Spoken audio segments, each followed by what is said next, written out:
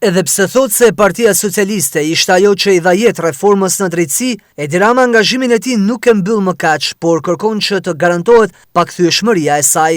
Në një takim të nivelit të lartë, Shqipëria 2030 në BE, ku ishin edhe përfaqësues të Bashkimit Evropian, Edi Rama thot se paprekshmëria e institucioneve garantohet vetëm me hyrje në Bashkimin Evropian. Sot drejtësia heton dhe dënon këtë dojë, shtoi ai. Garantimi i pakthyeshmërisë së reformës në drejtësi është sfida e sfida dhe e përsëris. Në momentin që ne hymë Bashkimin Evropian, ky nuk është më një alarm.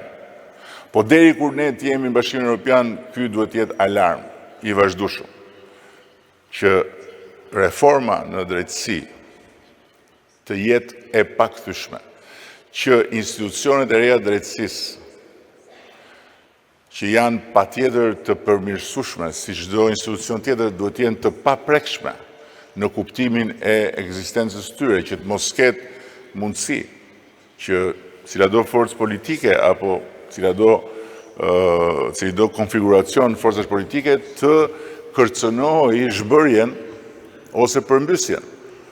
Dhe këto gjëra kanë ndodhur në historinë e Shqipërisë më shumë se sa një herë dhe nuk ka asnjë arsye për të menduar se këto nuk mund të ndodhin. Unë i uroj suksese kryetares Kuvendit në ambicien e saj për t'i dhënë fund konfliktit politik.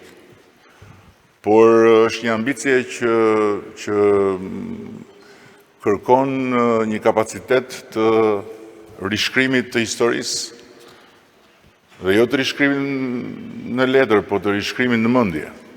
Do duhet kohë. Ama, nëse palët politike kanë vështirë të bëhen bashkë, nuk mund ta kenë vështirë institucionet që të bëhen bashkë.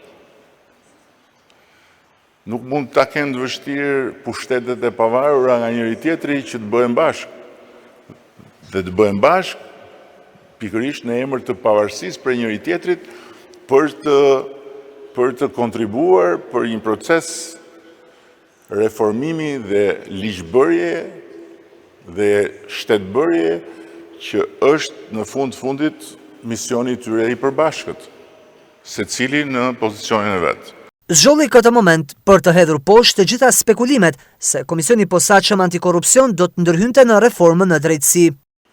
Përpara kujt do përgjigjet cili do nga institucionet që nuk performon si duhet në tryezën e negociatave.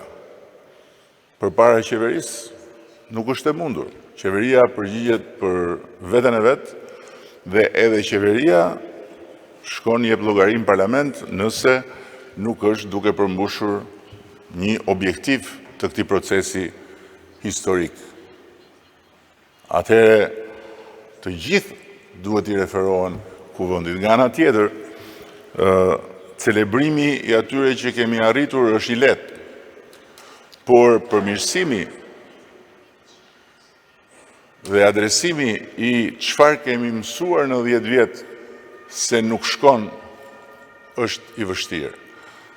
Dhe nuk mund të ketë përmirësim të mirë adresuar nëse të gjithë nuk kontribuojnë nga këndvështrimi i tyre për si dhe qysh duhen prekur ligjet dhe si dhe qysh duhet ndërhyrë në ngrehinën që kemi ngritur së bashku, që ajo ngrehinë të funksionojë shumë më mirë. Edhe sirena në sfond është kolona zanore më perfekte për këtë që unë po përpiqem të them.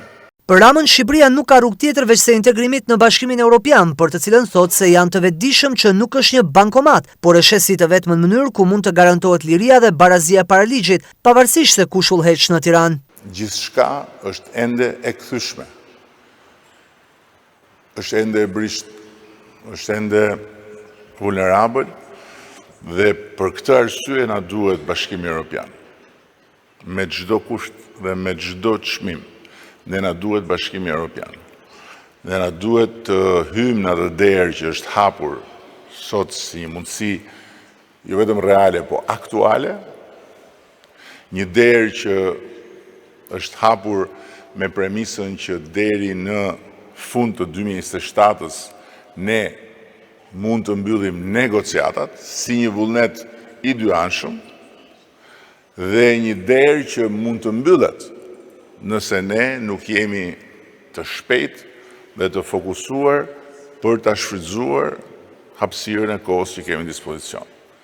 Mund të mbyllet sepse historia e zgjerimit tregon që ajo derë hapet dhe ajo derë mbyllet. Ne kemi vetëm një zgjedhje, vetëm një plan, vetëm një rrugë që është Bashkimi Evropian. Dhe ne kemi shumë të qartë që Bashkimi Evropian është edhe këndi nga ne duhet shohim vetë historinë tonë. Ne s'mund ta shohim Bashkimin Evropian me sytë e të shkuarës, ne duhet shohim të shkuarën me sytë e Bashkimit Evropian. Dhe për ne kjo është shumë e qartë, prandaj dera që është hapur duhet shfrytzuar sa pa u mbyllur.